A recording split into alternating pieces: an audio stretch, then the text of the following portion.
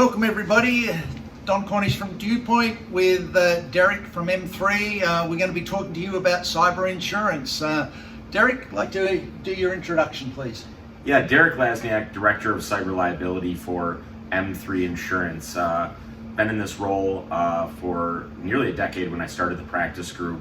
M3 Insurance is a top 50 insurance brokerage headquartered in Wisconsin, doing business all over the country. Our cyber liability practice actually specializes in more complex risks, financial institutions, healthcare entities, large municipalities, and certainly we've seen a lot of changes in the cyber liability marketplace from a decade ago to today. So looking forward to having this conversation. Thank you. Thanks. And I'm Don Cornish. I'm the Chief Information Security Officer for Dewpoint here for it. So let's get into it. Derek, run through the evolution. Just give us an idea of what's happened since 1990. It's been really, Don, it's been a really interesting change. And if you think back to the 90s, and I don't want to say that cyber liability insurance started in the last 10 years. It became mainstream in the last 10 years. It became the fastest growing product over the last 10 years, year over year, that the insurance marketplace has seen. But policies were being written,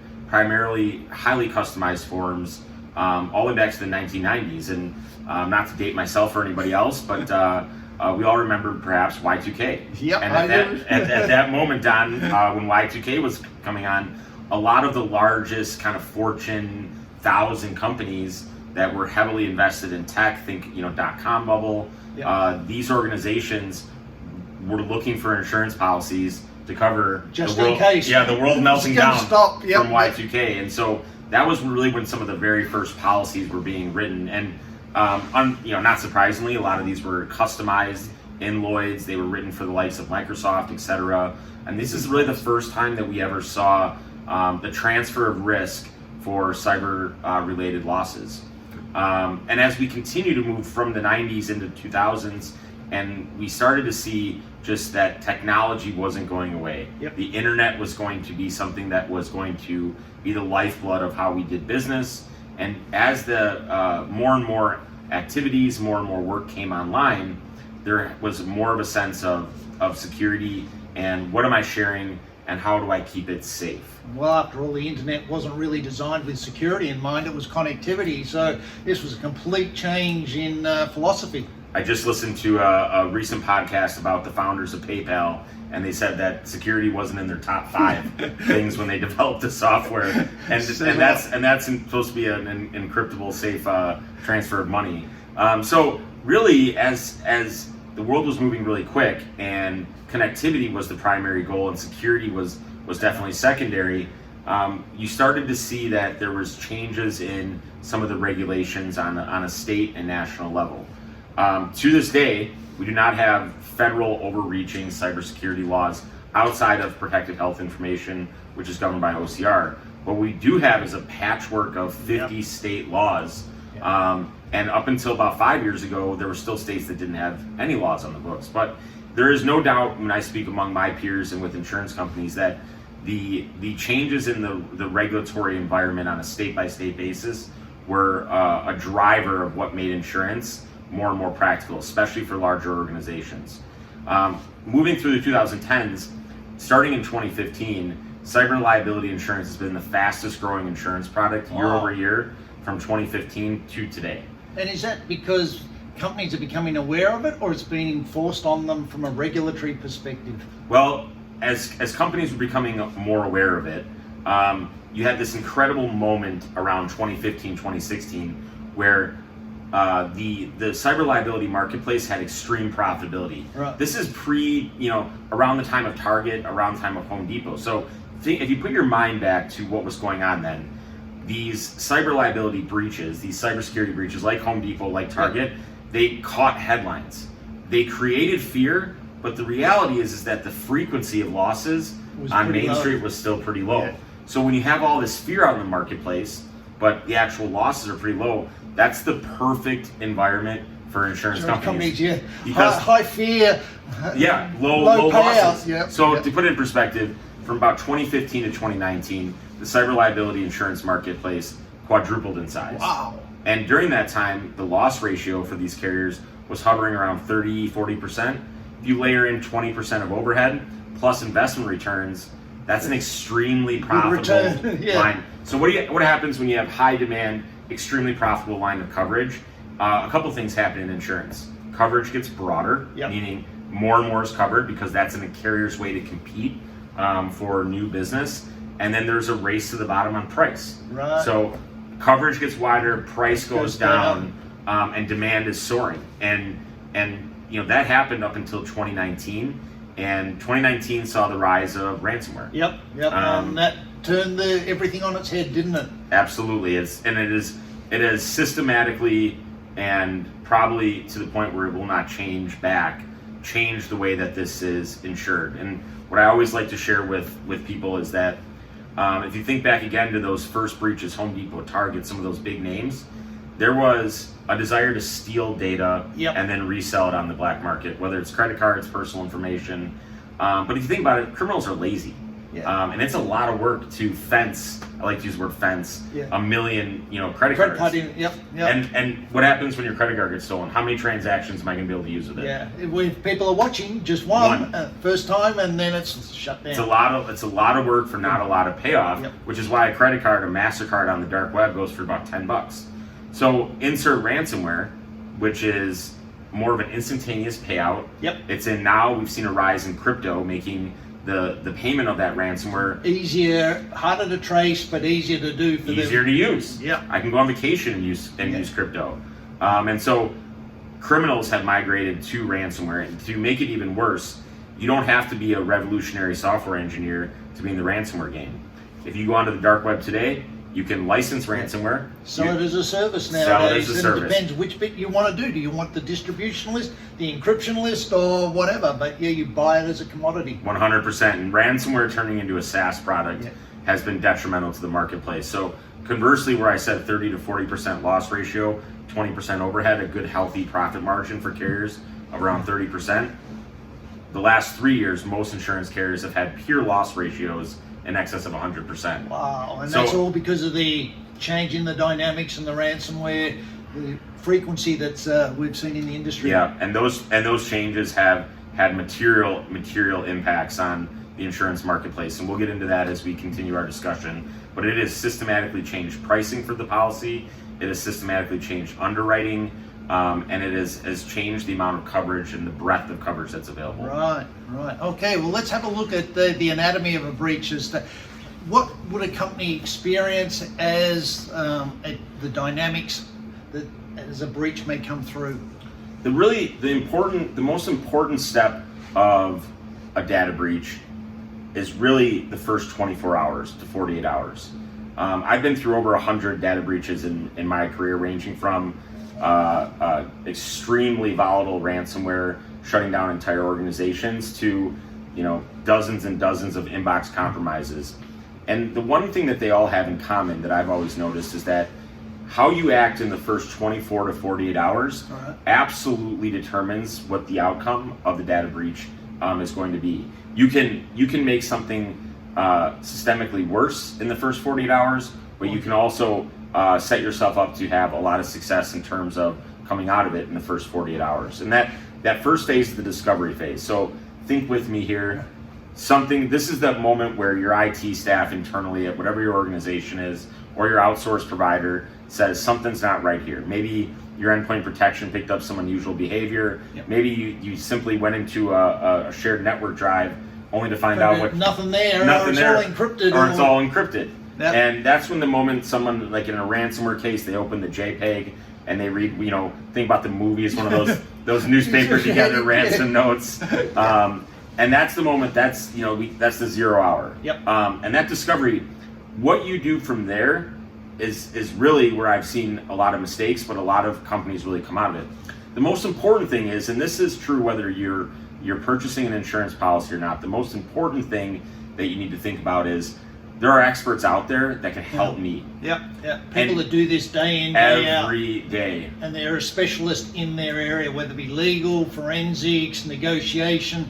They're all out there to help you if you choose. 100%. And where people mess up is in two places. One, they think that their own internal resources, the people who discovered the incident are best positioned to handle it. Right. And that's not to ever knock somebody that's in those roles, but if you have a network admin that's used to keeping your data center online, going, they're not actually skilled to the level of these experts. The forensics folks that are out there, all they do is track. All they do is pick up the breadcrumbs. So it is incredibly important in that discovery phase to know, I'm going to make 2 phone calls, or I'm going to make 1 phone call, really.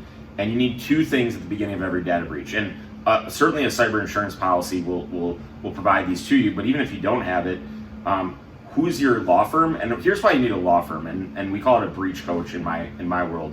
And when we say a law firm, this individual is going to do a couple things. Protect privilege, which is really critical during the investigation, meaning if you face litigation 6 months from now, how is everything that we discovered during the investigation going to be attorney-client privilege? But they also are just skilled in understanding the cadence and the movement. What to expect. And is it better in that case if an organization has internal legal representation? Should they just rely on that, or should they be bringing in that external legal entity? 95% of the time, the attorney that you call to review corporate leases and to handle typical business matters, 95% of the time, they don't have the expertise. Right. These are separate firms that have data and privacy units. Right. These are firms that are specialists. They've gotten into the business of data breaches. And sometimes it's hard for me to tell customers, hey, it's no offense to them. And if you ask them, hey, can you help me with my data breach? They're going to be inclined to say yes. Yes. They want to say yes. They don't want to say no. Like, I've never done one of those. For $450 an hour, they want to say yes. And just knowing who that first call is going to be is so critical. And from there, a good data breach coach is going to set you up with the appropriate forensics. They do the coordination, the whole works. It's incredible over my career the amount of times that I've gotten a call as the cyber liability broker from a customer, and they tell me, 6 days ago we had a cyber liability incident. 6 days, it's a little late. The horses bolted after that one. It is gone. And when really, it's not rocket science. You need 1 phone number and a backup person for that phone number in case you run into something like conflict. And then they should, if they are the right kinds of qualified breach coach, they will kind of point you in the right direction. So as we look at this slide here, you go from discovery to response.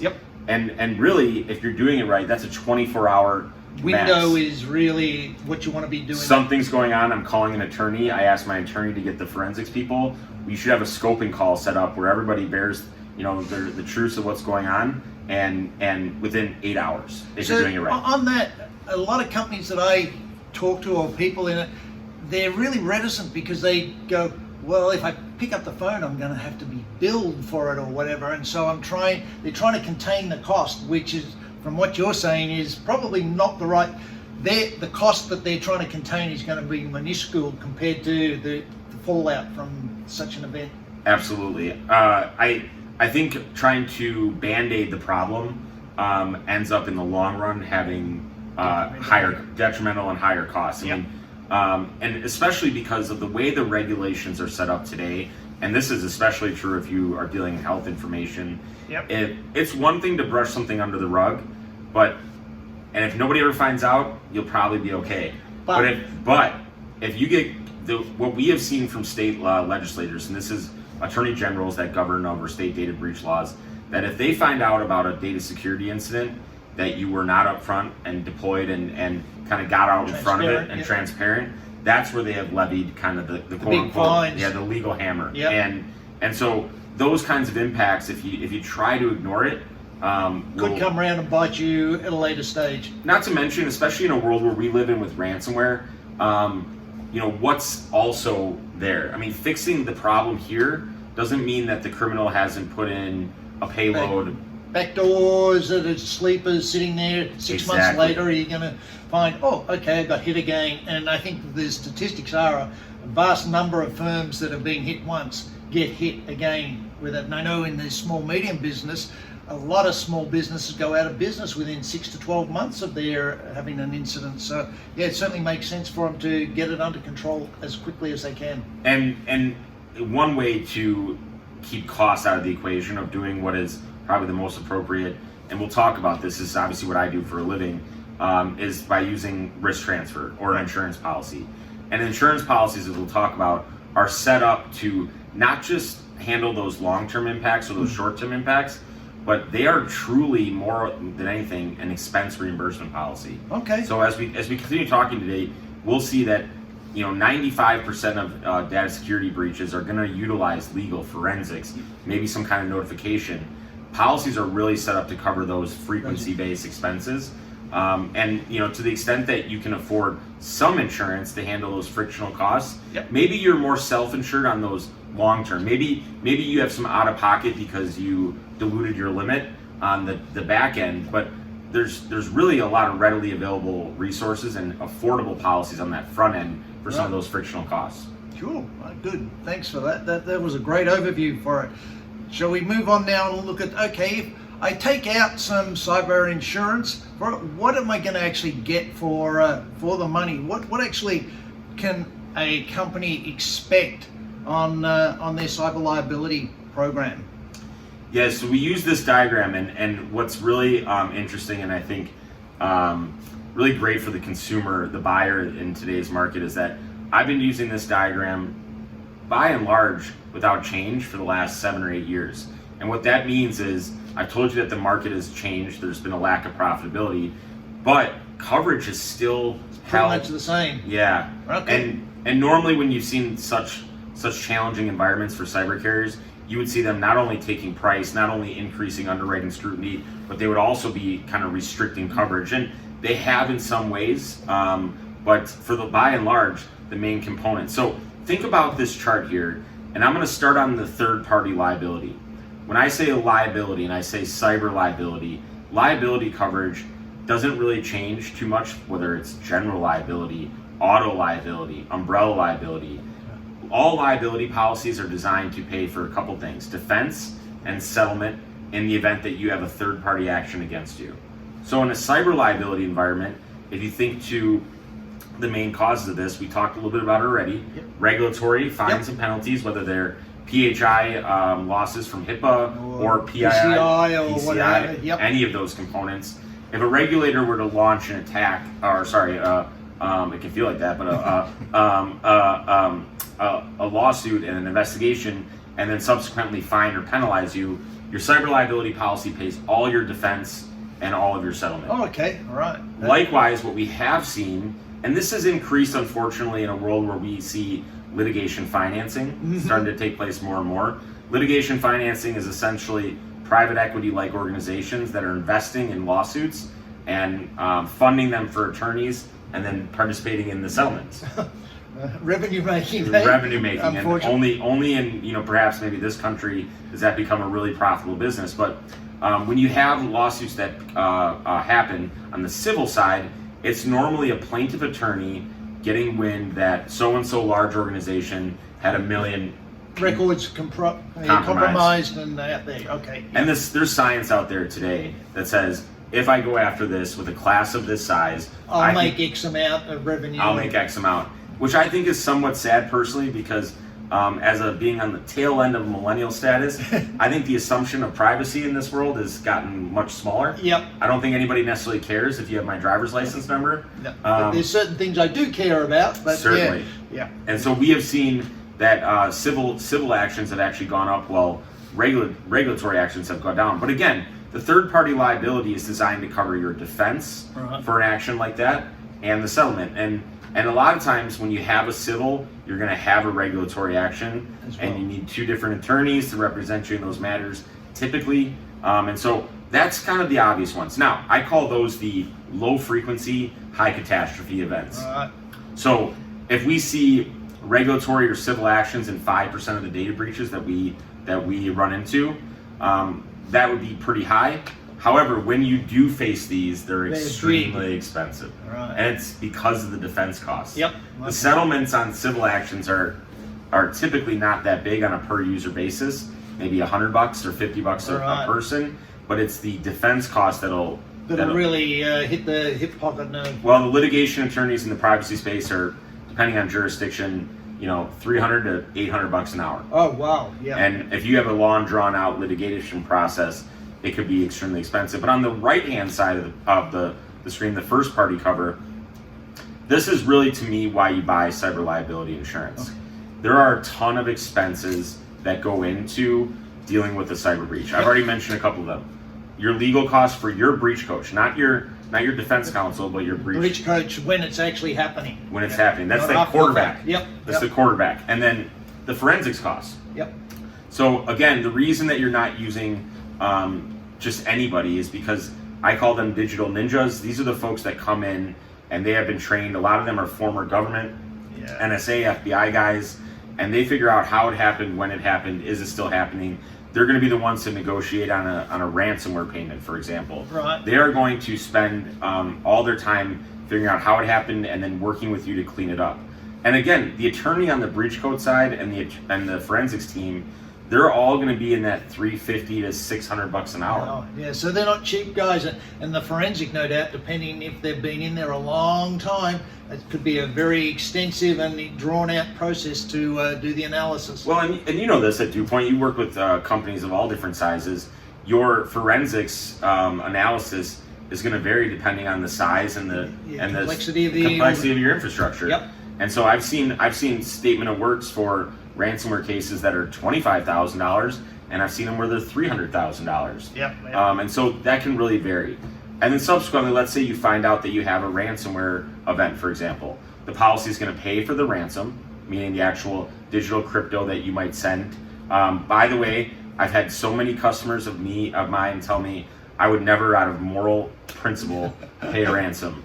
And then I've had at least a handful, like down the line, pay the ransom. Yep. Over 70% of people pay the ransom. That's because the ransom software these days, it works. It's designed to be effective. So the cost of the ransom is covered. Again, what we've seen in ransomware today is not just encryption, but exfiltration. Yeah, that's the malicious actors have worked out. Well, it started off as, yes, I'm going to encrypt it, and you buy the keys back, and now they've gone down the path of basically saying, okay, I'm going to make sure that you're going to pay me because I'm going to take a copy before I actually encrypt it, and if you don't, then you're going to be shamed because it's going to go out on the dark web or the public internet, depending on what their motives are. We saw a number of companies, as the ransomware was rising, almost kind of go back, to the Stone Age, and they started using, not tapes anymore, but offline backups. Yep, air gap it so that they can guarantee that, well, they're not going to get that copy. They might get the other one, but they're not going to get the one that's offline, that's air gapped. Yep. And so we saw that a lot. And so the bad actors were kind of like, well, this sucks. Now they have another backup. They're kind of telling us to pound sand, and now we're not getting paid. Well, in turn, they said, well, I've already encrypted it. What if I steal it? Yep. So now a lot of the ransomware, I think over 85% of ransomware today, for example, includes exfiltration of the data. Now, my most recent ransomware case, which was about a couple months ago, these were some of the best bad actors I've ever dealt with. After we paid the ransom, it was about a $270,000 ransom, more of a smaller, medium-sized business. The bad actors sent us a video of them deleting all the information they stole, literally dragging it into the recycling bin. And emptying the recycle bin and going, hey, you can trust us, because that's the other thing that most people are very skeptical about is, well, how do I know that they said they were going to destroy it? How do I know they've really done that? And in my experience, I've never had a bad actor, redeploy ransomware after paying. I've never not gotten a decryption key, but and I honestly, I believe that they probably did delete it because I don't think that anybody wants to go through the work of doing something with it. However, legally, your attorney will tell you, you don't know if they have 9 copies of it. Exactly. You don't know where else they have it. Yeah, if they run it like a business, all businesses have backups and business continuity. Save it for a rainy day. Exactly. Yeah. So you still end up with a lot of times these notification costs. And so again, to continue on to that first party insurance cover, you're picking up all of your notification costs, all of your credit monitoring costs. I think credit monitoring is really interesting. The acceptance rate in 2021 for credit monitoring was under 4%. Really? Which tells you that the assumption of privacy that people, they don't care, because it's not that hard to enroll in it, but under 4%. And for many years, the Experience and the Equifax of the world, they charge you on how many codes you bought, not how many were redeemed. So it did lead to a lot of increased costs. That has since changed a little bit. Now they charge you on what's redeemed. They just charge you 10 times more than what it was What it was before. before. So they're always going to find a way. But again, all of these costs are covered. All of these components of just cleaning up and examining and investigating are all picked up under the policy. And you obviously can probably tell that conversely, third-party liability, that defense and settlement, low frequency, high catastrophe. Likewise, on the first-party cover, that is lower catastrophe, but high frequency. There's very, very few times that you're not going to tap into this bucket of coverage when you're dealing with a cybersecurity incident. And how you buy cyber coverage in today's market, it's in increments of $1 million, and that $1 million is going to be shared throughout both sides of this diagram. And so obviously as you go up, you just have more of a bucket to pull from. Yep, no, that makes sense. And I guess the other thing that I know from talking with a lot of the small, medium businesses we deal with around the negotiation for the ransom, etc., you ask people, well, 99% of the time, the ransom is required to be paid in Bitcoin. And you ask people, well, do you know how to buy Bitcoin? And invariably the answer is no. And in their organization, well, who's going to buy Bitcoin for it? Don't know. So these are other services that are all built into this, so that as a business you don't have to start worrying about those. There's and that's a great point, Don, because there is certainly not every business wants to be paying ransoms because of some of the federal regulations around money laundering and supporting quote unquote terrorist activities. There's actually a smaller subsection of people who want to actually transact a ransom payment. Luckily, again, as this marketplace has matured, that is also included in your policy. So there's a number of firms out there that have started that charge flat fees. They loan you pay them US dollars via an ACH or a wire transfer.